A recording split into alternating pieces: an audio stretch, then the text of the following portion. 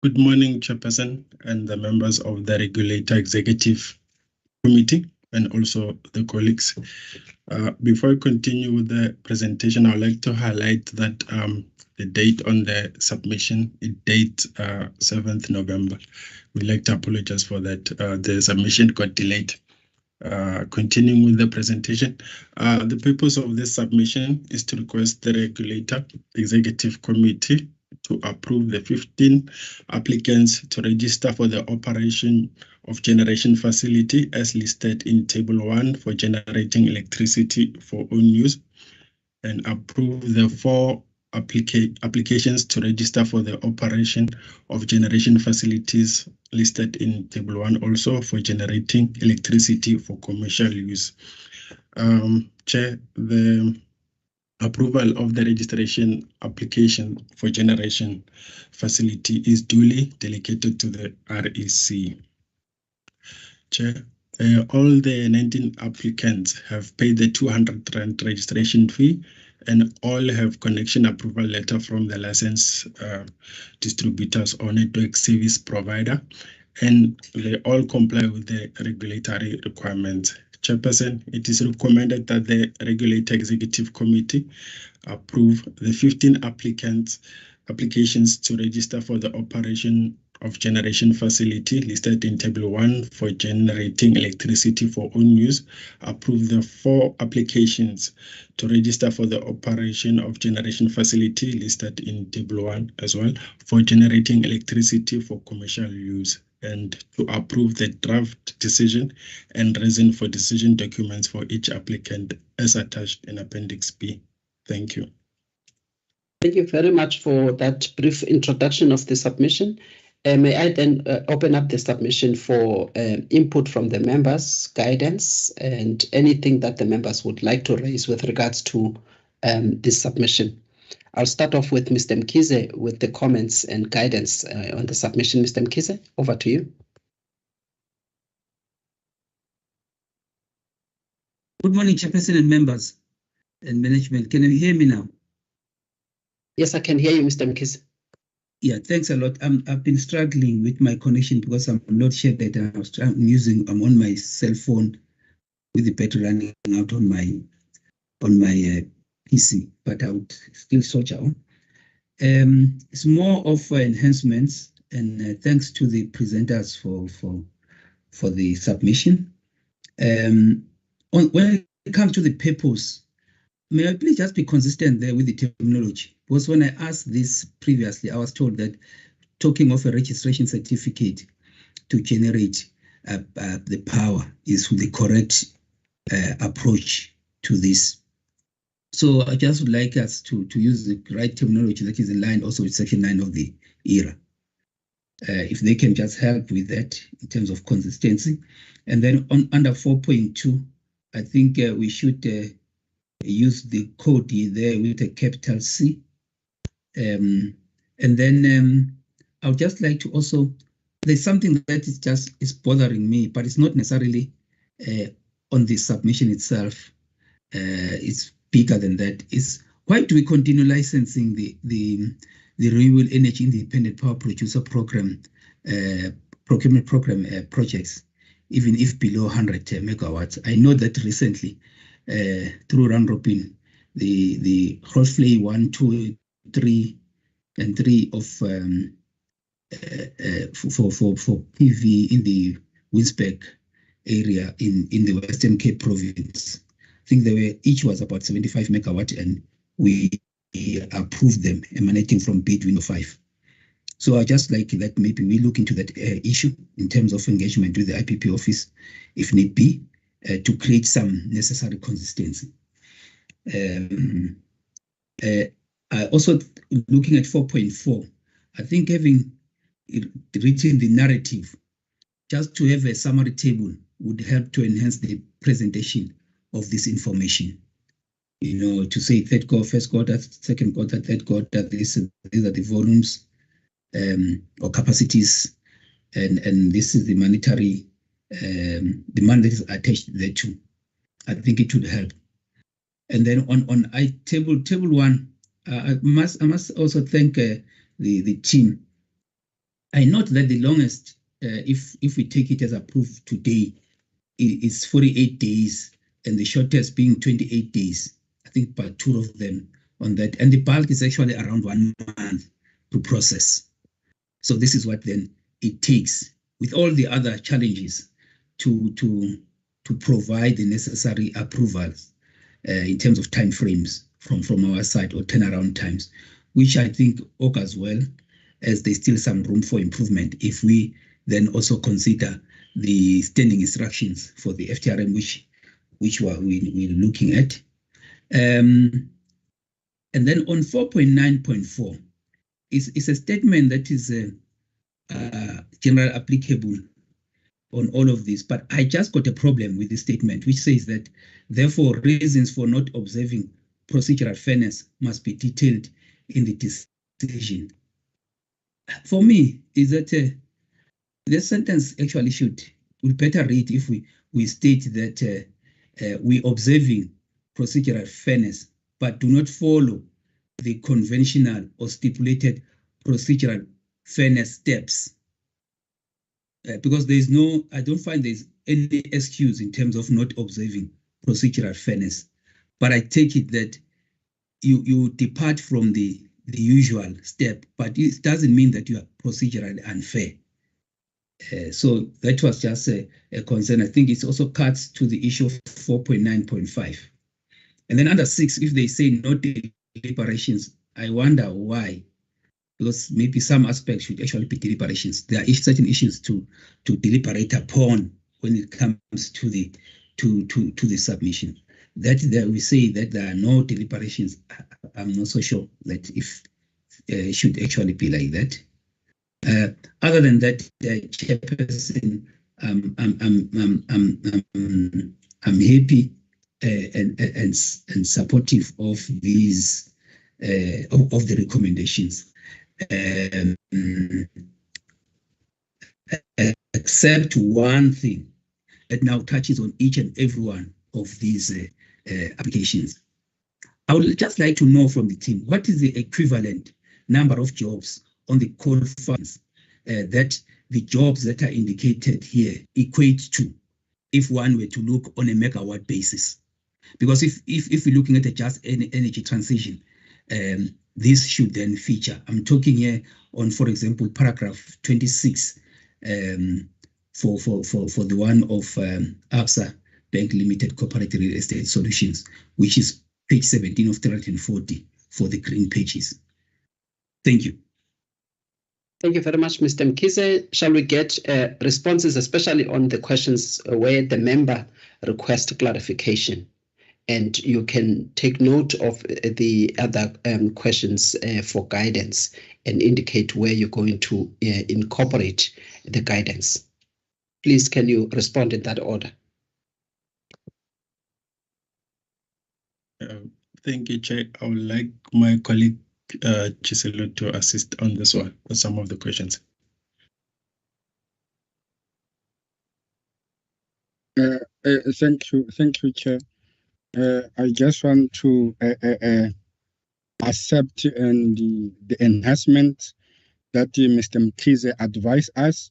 We will implement it accordingly. Chair, I think there are two issues or three issues that I would like to clarify. The first one, I think this one, I would like Mr. Marathi to assist on this one, on the issue of why are we still licensing the IPPs that are below 100 megawatt in the bid window 5. Traditionally, the notice was meant for own use or self-generations, and hence we are registering these ones. Now, the procurement project are traditionally referred to licensing. In a short, that's the clarification that I would like to present to the members.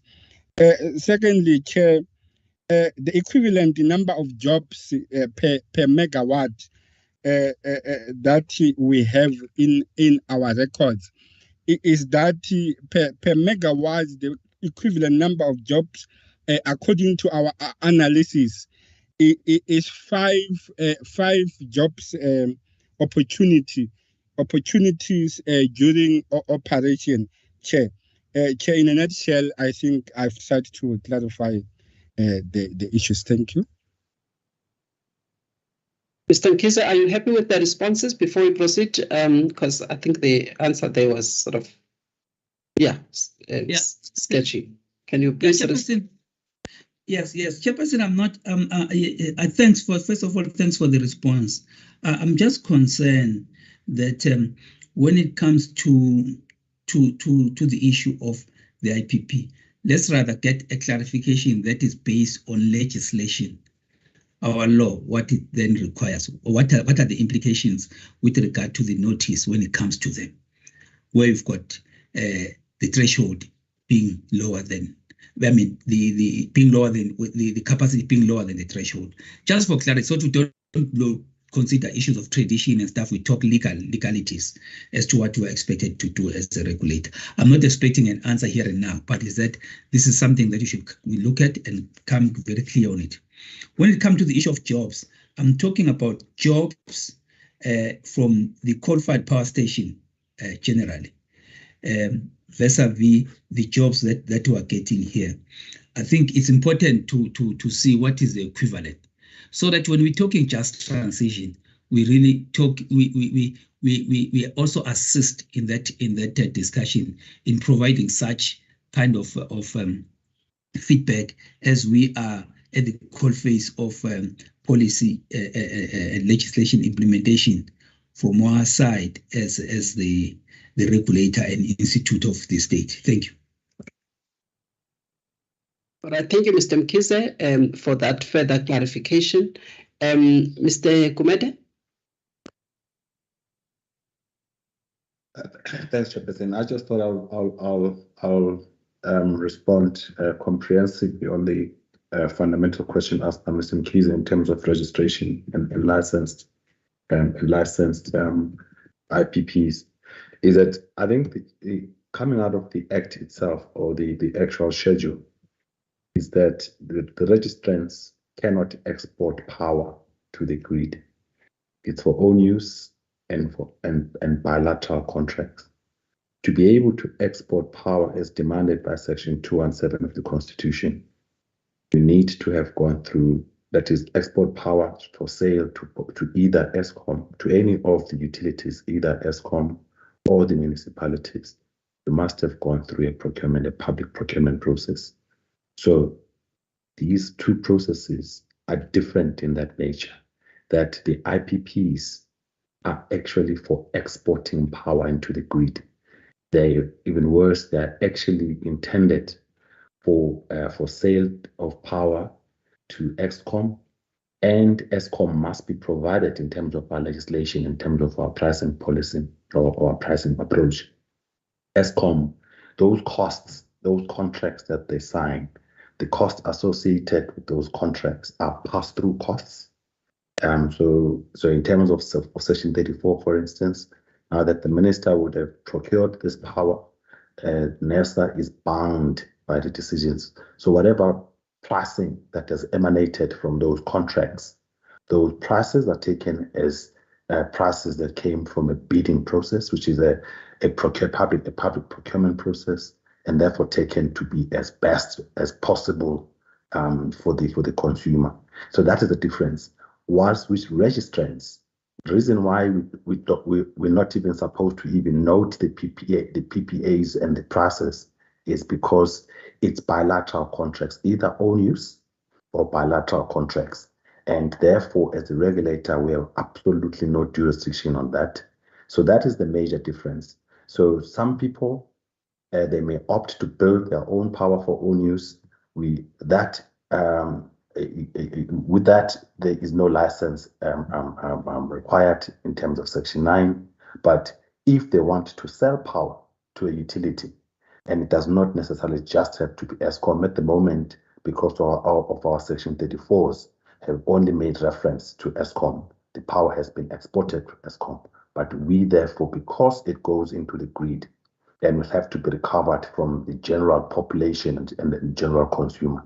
That is why we license them. And that's why they are subject to Section 15.2 of the Act. Thanks. Thank you very much, Mr. Kometa, for that clarification, and I hope now the matter is clear. All right. With that, then I would like to take members to the decision that is required. Thank you, Mr. Mkhize, for the thumbs up. Mr. Mkhize is also happy with the response. So I'm now taking members to the recommendations for the decision. The Regulator Executive Committee is requested to approve the 15 applications to register for the operation and generation facilities. They are all listed in Table 1, and they are for generation of electricity for own use. And the committee is also requested to approve 4 applications to register the operation of generation facilities. They are also included in Table 1, and these ones are for commercial use. And the third decision required from the subcommittee is to approve the draft reasons, the draft decision or the proposed decision, and the reasons for decision document. And it is attached here as Appendix B. I'll quickly read through without wasting any time the applications or the applicants or the facilities that are to be approved here. They're on Table 1, page 4. I've got Absa Bank Limited Corporate Real Estate Solutions, and the grid connection is Eskom. Camrose 772 Pty Limited, and again, all of these that I'm going to mention are going to connect on the Eskom grid. And then the third one is Community Property Company Pty Ltd. There is Delane Borderay EDMS Beperk, and there is DJG the Borderay Trust. There is Emira Property Fund Limited. That one is going to connect on the grid owned by City of Tshwane. And there's Evotech Plastic Pty Limited connecting to Eskom. George Frederick Jacobus Oosthuizen connecting to Eskom. George Frederick Jacobus Oosthuizen, Eskom. And then the third one again is George Frederick Jacobus Oosthuizen. Again, all of these three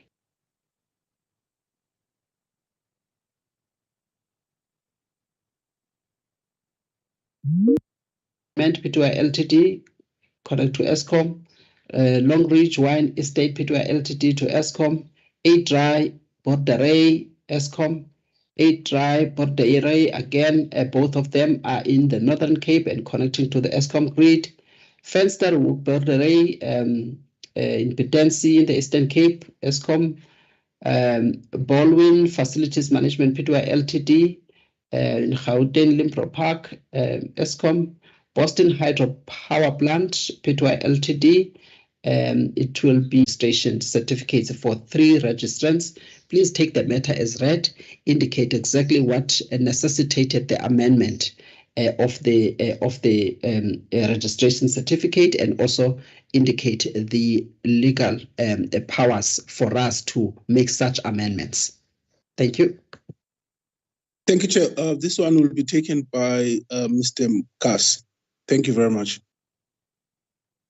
Thank you. Please go ahead and take the matter as read as indicated. Thank you, Chair.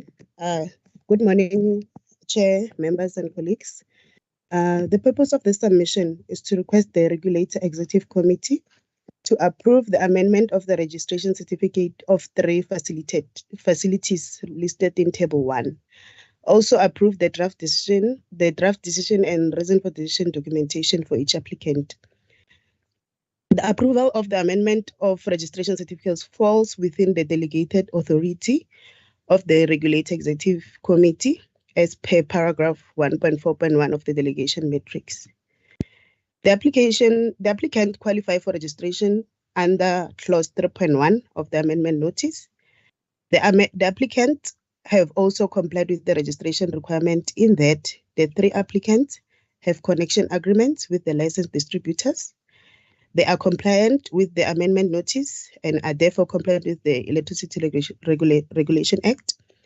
They will approve additional power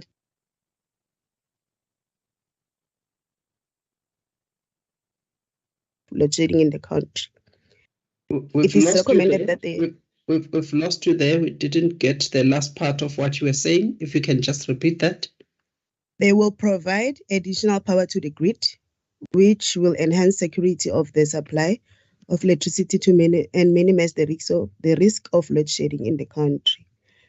It is recommended that the Regulator Executive Committee approve the amendment of the registration facility of the 3 generation facilities listed in Table 1 for generating electricity for own use. Also approve the draft decision and reason for decision documentation for each applicant. Thank you. All right, thank you very much. I will open up the matter for discussion by the members, but I had guided the presenter that if you can touch on whether we have any legal mandate to amend registration certificates. What are we amending here? Because previously in 2 meetings of this subcommittee, we provided guidance to the team as to what decisions are expected when it comes to the registration, that we approve the registration of the facilities, electricity generation facilities. But with this one now, the certificate, the registration certificate, do we have any legal powers on the certificate to amend registration certificates here? I would like to understand the legal powers with regards to that. Mr. Mkhize, you may go ahead. Thanks, Chairperson. Just like, first of all, just to echo the same sentiment, I think it's important that we are clear with the legal provisions and the empowering provisions for us to do exactly what this submission requires. Now, when it comes to the reason for the amendment, or for the deviation, in other words, from what was expected, it's not stated clearly. Because, like, if you go to page 8 of 54, paragraph 6, it just says that the amendment of the rating certificate is for the increase of the installed capacity from this capacity to the other. But there is no sound reason or explanation given for the increase. At the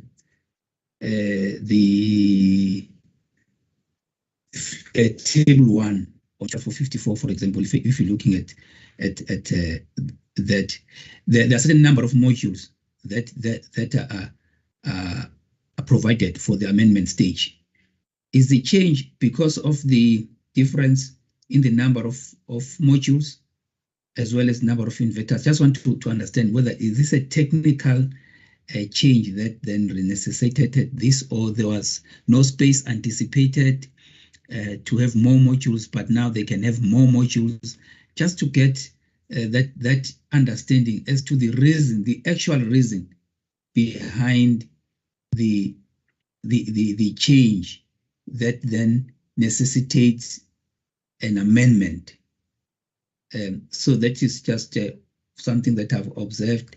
And then on the list of applicants, the various tables, even table A, and I think it's table 1 on the document itself. If we can just remove the R for the rent, because you already stated that there you've got a million is expressed in million rand. So if you can just deal with that. And I would also hope that when we're looking at the issue of exploring standing instructions for FTRM to execute in conjunction with CO or whatever, that this issue of amendment be clearly outlined there too. It is going to help. I know we're going to discuss it in our governance meeting. Also, yeah, I think it's also on table 1 where I had a problem. And I'm saying that when it comes to the authority, it will help when we're talking of delegation to quote the paragraph itself. So there's no doubt that it is actually as delegated, and not talking to just the issuance of the registrations, registration certificate, but actually the amendment thereof. Thank you. Thank you, Mr. Mkhize. Mr. Kumet? Chairperson, I think I authorized this the submission. I just wanted to say, even when I was authorizing it, I had this problem in my head that I just hope that we can clarify today. Again, it's a legal basis. Yes, the team will have to address the fundamental question that you asked in terms of what exactly are we doing? Are we amending the certificate or amending capacity or whatever? But for me, there's a legal thing that the reason why I thought I didn't quit it with the team, but rather that I thought to discuss it here as the members of the RC is whether, in respect of registrations, when capacity of any of these facilities change, should there just be an obligation for provision of information that the registrants just update send an update to the energy regulator so that we can update our records in terms of how much each of those registrants is now producing? Or should we even be considering those amendments? Reason for me being that when we do this registration, we may, yes, team presents the capacities and costs and that sometimes even where available, leaving the tariffs for the commercial registrants, but we have no legal basis for that. In terms of the law, we are supposed to be registering the facility. That's it. It's about the NSP. It's about compliance with the grid code. The capacity, yes, when the capacity was, when we're the threshold of 1 kilowatt of 1 megawatt, you have to make sure that it did not exceed that. Also, in terms of capacity, because there's a threshold, until the actual threshold itself is removed, we have a threshold of 100 megawatts, and therefore we have to check whether the facility that is being applied for registration does not exceed 100. But if someone moves from 75 to 76 or 80, why should they be applying to us? Because are we, in terms of registering, do we have the mandate in the first place, legal mandate, to be asking for that capacity, other than to check that it complies with the less than 100 megawatts? Because if we don't, then the question is, why should they apply for an amendment? Especially from 0.7 to 0.9, for instance, of a megawatt. Because I think we need to have a fundamental decision on this. Otherwise, we're going to see a lot of these applications coming through. Thanks, Chair. Thank you, Mr. Kumete. I think on that one, Mr. Kumete, we may need to prepare ourselves and be aligned in terms of that one. I think it's a question that now we might discuss right on top of our heads, off the cuff. And my take there, well, there are two things. If we're to be guided by the way in which we do amendments for license, the amendments for license, they also go to the extent of looking at the conditions of license. So one will also think about conditions of registration as we issue registrations. And part of the conditions of registrations will be the details of the generators that are being utilized, as well as the capacity of those generators that are utilized. There may well be an issue of the scope of looking at that, so that we can agree, even when we look at the capacity itself. Is it just for us to note how much capacity, whether that capacity can be accommodated in that grid? Would it cause some problems if that capacity were to be connected onto that grid? And what are some of the challenges there? Is it only on that aspect in terms of access to the grid, as well as the safety of the grid, but also from the other side where it is for commercial purposes? Would it not also trigger issues of access then if the market and because this is an administrative action, then it will require that perhaps when they advertise and talk about or mention issues of capacity, and people know that how much capacity is available if it's for commercial use, and maybe on those things they may well need to check how much capacity is available for commercial purposes and for those that are interested in buying power from the registrants if it's for commercial purposes. So would those from the other side now, the buyer's side, will that not be an important consideration? I'm just throwing these things in as I indicated that it is just the thought over on top of my head, and maybe it may require a different platform for the discussion so that we can understand all of the other considerations and legal constraints with regards to registration. Mr. Kumede, if you want to come in, and then I will also get a response from the team and also some guidance on this, and also legal services and RSU to assist on the issue of whether the decision that is required today, because I think we need to confine ourselves on the decision that is required today, whether we'll be making the right decision by amending only the certificate in respect of Section 9 of the ERA. So that's the fundamental question that the legal people must actually guide us so that we make sure we take the right decision. Mr. Kumede, over to you. Chairperson, I just want to say thank you for the guidance, because from where I was sitting, as I was indicating, was that for me, I had trouble with this particular submission, and my request would have therefore been, because whatever decision we take today would actually set some kind of precedence, is that Section 9(4) of the Act is very clear. The only condition that we can impose, the only condition that we can impose is in respect of supply of information to the regulator. That's all. When it comes to registrants, that is all. That is the only condition that we can impose. Now, the question, therefore, in putting that condition, does it mean that every time that there is a change in the supply, because the issue here is supply, so if there is a condition of supply, for every time there's a change in the supply, do the applicant registrants, because what we do with licensees is very different. They've got those license conditions. But when it comes to, and Section 14 defines what the issues that we can raise, there's a whole lot of them.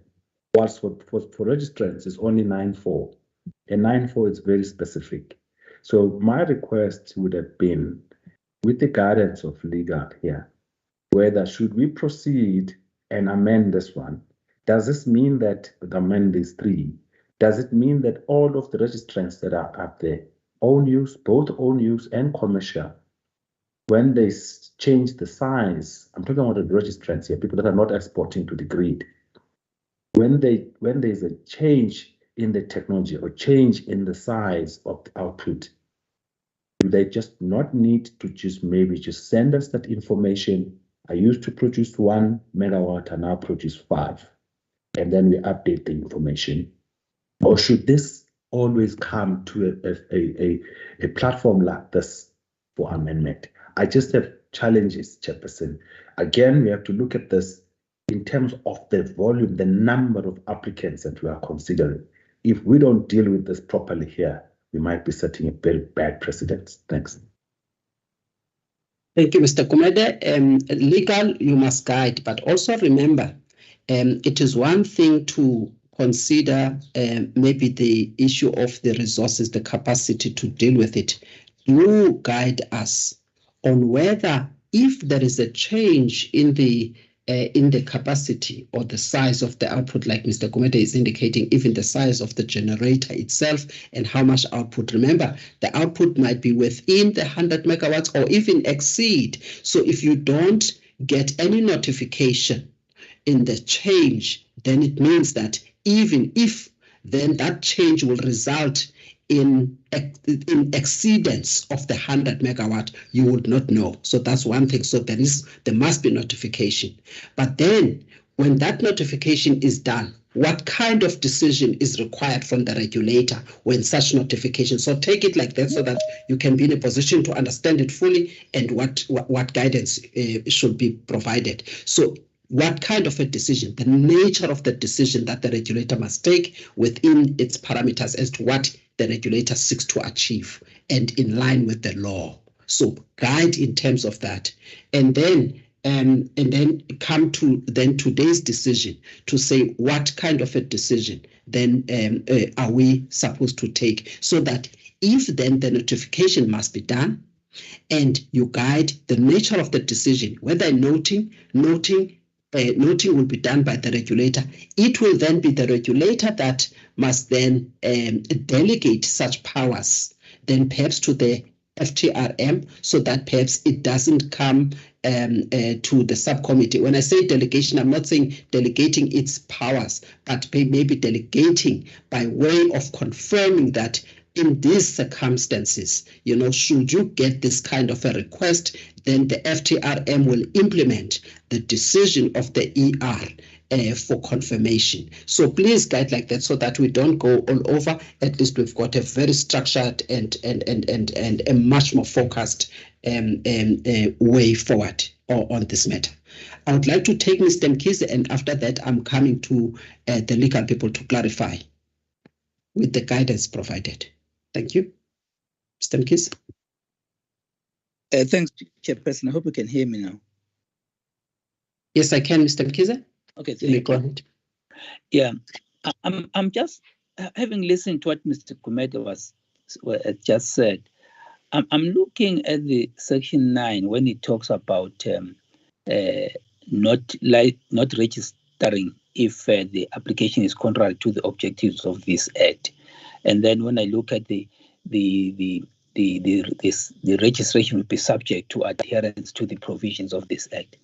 And I'm saying that there is room for consideration of the conditions of registration to also include the issues of capacity, which will then deal with whether it's falling within the 100 or not, and what the actual capacity is. Because in terms of the objects of the act being able to have orderly development. So if the response will then be also just to talk to that, to cover that, because then it will be the amendment of the conditions of the registration, vis-a-vis just to talk of the amendment of the registration certificate. If that can be made clear in terms of where we stand legally. And to also say that there could be a need maybe for an I would say a governance discussion prior to coming back to taking a decision on this, noting that it will in a way set a precedence, and there are certain things that are not necessarily in play, may not necessarily be in place now. Instead of taking an off-the-cuff decision, we may even just do a proper a process of looking at what should precede a decision on this, and then take a round-robin decision once all of that has been put in place. Thank you. Thank you very much. Thank you, Mr. Mkhize. Let me get a response from, I would like to invite the legal people in the room. I would like to start off with Advocate Morati, followed by Mr. Chokwe. Good morning, Chairperson. Good morning, members and colleagues. I think it's a delicate issue to deal with, but maybe as the Chairperson has guided is to provide kind of a structured answer to the question. One would depart from the point of what is it that has made us to have the capacities recorded. One thing that is clear is that that is not dictated by the law. It's not a statutory requirement. We do that for purposes of ensuring the rational connection between the decision that we're taking and what the law provides, that the schedule provides a threshold as it exists today.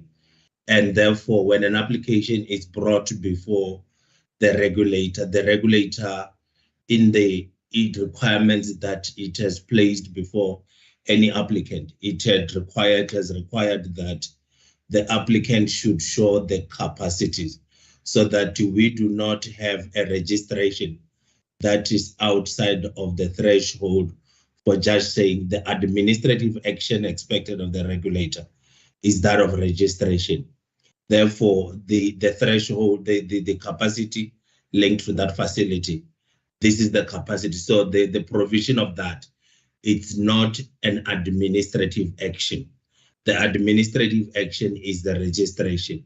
So the issues of the capacities, if it's within, one would say a strategic decision making by the regulator will be that of saying, then when changes takes place of the threshold, provided the changes are still within the threshold, it becomes just for the noting, that is the submission by the registrant for noting by be it the FTRM, be it the CEO, because there is no decision that the regulator, one would say, would be expected to make. For those that are outside, that is when the regulator would have to get involved, because the request will be that of outside of the bounds what the law has empowered the regulator. With regard to the provision of the conditions, the conditions that have been provided in the registration, they are of a very simplistic in nature, because we don't carry out the enforcement part of that registration. The NSP deals with the greater part of the enforcement of that. So in simple terms, Madam Chair, and if members still require more information, we can provide that at the next sitting in writing. But it should not be the capacity issue. It's not an administrative action. The matter can be dispensed with by the office of the FTRM or the CEO. Thank you, Chair. Okay, thank you, Advocate Moratti. Mr. Choka, do you want to also just augment or have a sort of a different take and some further guidance? Chairperson, good morning and thanks. I can't add anything, Chairperson. Mr. Moratti has taken words out of my mouth to say, indeed, when it comes to the conditions that are put there for registration, they are so simplistic, Chairperson, and we have to follow the law, as Mr. Gumede has just indicated. Therefore, it would seem that this is the task that actually can be performed from the office of the CEO, from the office of the FTRM, because indeed that component is not an administrative action as envisaged in PAJA, Chairperson. Therefore, I am agreeable with the sentiments as put by Mr. Advocate Moratti. Thanks, Chairperson.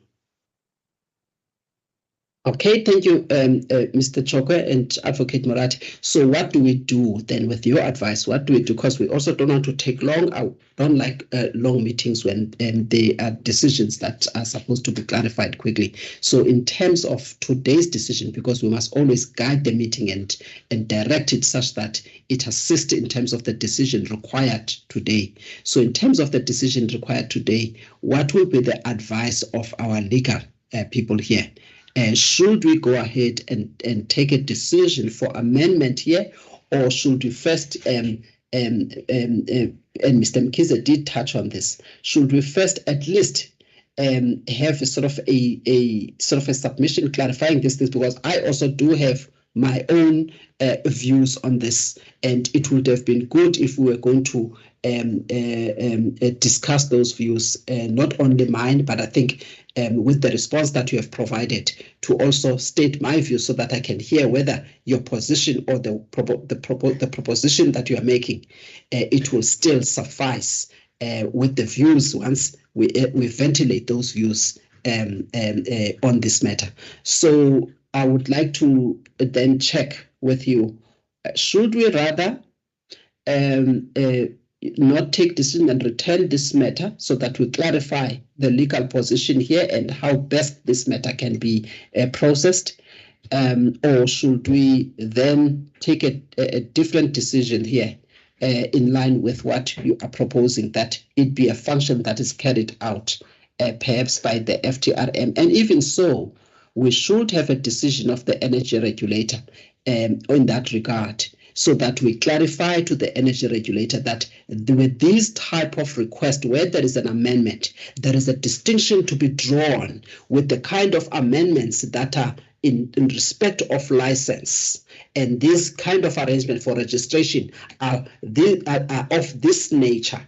And therefore, because of that, they may not necessarily require a type of a decision that should be made by the energy regulator. And then you explain why. And on the basis of that, then you say that the energy regulator must rather take a decision that these are matters that need to be handled by the FTRM, responsible for the electricity regulation at NERSA. So I think that also, in terms of process, so that we clarify these things, I think it will also be safe that we also do it that way. So that's another suggestion in terms of process. Mr. Mkhize, let me take your hand and hear you, and then I get a quick response from Mr. Chokwe as well as Advocate Narati. Then we'll take a decision thereafter. Yeah, I think I'm covered slightly, because my point of view is that we need to thresh this out properly. In terms of what needs to be done, it may not be difficult and complicated, but in terms of the legal provisions that must go to that, could be a bit challenging, and therefore we need to get clarity, as this could be precedent setting. And for that to happen, certain things must be in place. As I already alluded, there are other things that I think we can discuss in the governance meeting, especially when we are looking at the standing instructions, because such eventualities must also be, or possibilities must be discussed and looked into, because you issue, there's a condition in terms of, condition precedent in terms of issuing a registration certificate, right? But then there are conditions for registration now that must say this is pertaining to so much capacity and all of that. And I do agree that the issue of changes in capacity should be kind of part of standing instructions. But the process is still an amendment of the conditions of registration, because it could happen that it's sitting at 99 and it's moving to 102, and therefore it will be outside now of registration, and one can no longer consider it to be a registration because it's above the threshold. So I'm saying that there are these things that we need to really get them down, threshed out, and then we can decide on this, even if it's on an issue of a round robin to deal with it expeditiously. Thank you. Thank you very much. Can we get, I think we've proposed, made certain proposals here, but also do take note of the fact that there's some sort of discomfort in taking a particular decision by the FTRMs. We are not all aligned on this matter. As we indicated, that we've got certain issues that we would have wanted that they be threshed out, so that we are quite comfortable, and that on its own then makes us not be in a position to take a decision that we're comfortable with without clarifying those matters. So we've and also Mr. Gumede has stated his views here, so we are not all aligned. And I wanted to also check whether if this matter is, because it doesn't look like, because it's of no use and it's not a proper way of utilizing the committee's time to discuss to take 30 minutes discussing a matter that we know that we're not going to take the kind of a decision that we are required today that we must take. And that kind of a decision is one which says we must approve the amendment of a certificate. And already the FTRM responsible says he's not comfortable with that kind of a decision that is sought before us. And it's very clear also from our side that we are also not comfortable with that kind of a decision, maybe from a different perspective. And therefore, it is clear that we're unlikely to take that kind of a decision. And I'm very worried as chairing the meeting to then allow a protracted discussion, knowing very well that the committee is not going to be in a position to take the decision that is required from it as of today. And we also provided some different way forward on this matter. So I would like to hear you quickly, Mr. Murati, as well as Mr. Murati and Mr. Chok, very quickly, and then we take a decision. What do we do with this submission? Okay, I'll pass it to Mr. Chokwe to deal with the governance side of it. Mr. Chokwe, we've got the summary of the issues. Yes, Chairperson, thanks. I think the team will help to the extent that maybe this, whatever decision that will be taken now, which is not decision that the team might have come here for, is that if we are not prejudicing or actually putting the registrants under a situation where our processes will actually deal with them unfairly, then it's true that we really have to, as Mr. Mkhize suggested, we really have to go back and actually try to prepare a very better submission so that the committee can take a decision. But if indeed our prolonging it's affecting actually the registrants, our advice from the process side would be we have to actually let them go, whether we note them so that they can be processed, despite the fact that they've been weighted different. But if there is no harm in terms of delaying it, then we can take it from there. Thanks, Chairperson. Thank you, Mr. Choke. Please ignore that the person who actually shouted here. It is actually unprofessional. And I think people must just keep their mics muted. It is just not on. This is the official record of this meeting. What's his name? This is wrong. This is wrong. This meeting is recorded, and this is the official record. And there are stakeholders that are listening here. Who's talking? Can you assist us, the secretary of the committee, to unmute this person? Chairperson, I cannot seem to see who's unmuted on my side, but I'll see what I can do. There's one that is on hold here, and I don't know really because this is a problem. All right, colleagues, we've got to have a way forward here. Let us understand, because if this submission or the application is still within the timelines that we have approved for the processing of these types of applications. When I say these types of applications, I mean the registration applications. If we are still within that, the issue of prejudice should not be much of a concern, especially because the REC is full-time regulator members, and we can organize a meeting on very quickly. And meetings of the REC can even take place on a weekly basis. So I don't think that a short the postponement of the decision will actually have a significant impact, rather than to waste the time of the subcommittee. Really, I would like to move forward on this with regards to what type of a decision we are taking, as we are actually not comfortable. I'm not comfortable with the decision that is sought today. We can't change the decision without the people that are presenting these matters, management presenting these matters before the decision makers. We cannot support the kind of a decision if management is not in a position to justify what is required and actually make a case for the decision makers. For me, I would have a challenge there. Mr. Gumede, followed by Mr. Mkhize, and I think, colleagues, we need to take a decision. It's more than 30 minutes on this one matter.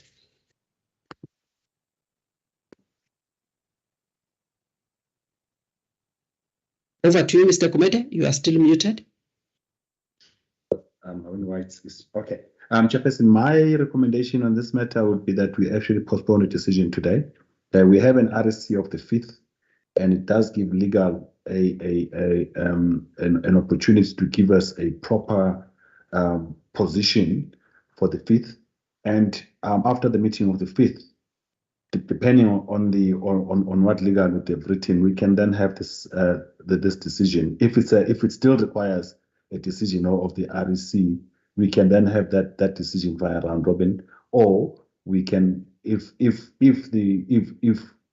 legal position is that it can be noted, and whether it's noted via standing instructions, because we're doing the same, for instance, in noting other amendments that are done by the FTRM in terms of changes, cautions and things like that. I'm talking about license activities. But my suggestion, Chairperson, is that we withdraw this one for now, get a formal position from legal, and then we can take that from there. Thanks. Thank you very much. Thank you very much, Mr. Kumet. I think it's a positive and progressive proposal. Mr. Mkhize? As alluded to earlier on, Chairperson, I'm for the withdrawal or the sending back of this submission prior to, so that we can deal with the governance issues that are associated therewith. And I'm of the view that in the governance meeting, in the governance part of the meeting today, we will deal with the issue of standing instructions. We should also incorporate a bulk of what has been of what pertains to this submission, and I think the legal minds must also use the opportunity just to make their work a bit easier in terms of dealing with the governance and other associated matters that will precede a decision on this one. And I am for expeditious processing of this application, which, if need be, a round robin will also do. Thank you. Thank you very much. So I also support the deferment of the decision on this matter to the meeting of the 5th, simply because it will be a matter rising. So it will be important that this committee be notified of whatever position that has been proposed that the energy regulator follows on matters of this nature as to how we are supposed to process them. And the postponement or the deferment of the decision is to allow the legal advisory services to get sufficient time to analyze our legal powers on this matter and advise accordingly. So the matter is then removed, and the decision is deferred for another deliberation. Thank you, members. We then move on to the next item. The next item is item number 8 on the SLG's gas trading full year regulatory financial reporting. That is item number 8. Take the matter as read and then advise on the decision that is required and the assessment that you have done. Okay. Thank you, Chairperson, and good morning. This submission is for noting, Chairperson. It's SLG Pty Limited audited regulatory financial statement for the period July 2021 to June 2022. On the 31st of October, SLG submitted their full financials that are audited by KPMG. We have evaluated the report covering the following areas: administrative procedure in compliance with RRM Volume 1. The audit report is attached, and then we've done the comparison between the information that was used when applying for the maximum price, because when we approve the maximum price, we always approve them based on projections with the assertion that when audited financial statements are received, then the clawback will be done. So we've got a table here showing the difference between the projections and the audited. We've done the ratio analysis. I would like this submission is also submitted in terms of in compliance with paragraph 7.1F of RRM Volume 1 and Volume 3 that deals with the gas matters. Thank you, Chairperson. All right, thank you, members. The matter is open for discussion. Mr. Mkhize, you have your hand. I think it was lingering from the previous matter that we discussed. If you would like to have an input on this specific one, you may go ahead, Mr. Mkhize.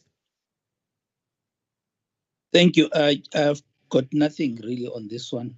Safe to thank the team for the clarity in terms of the declaration of the delegation of authority there. I think it's clearly cited.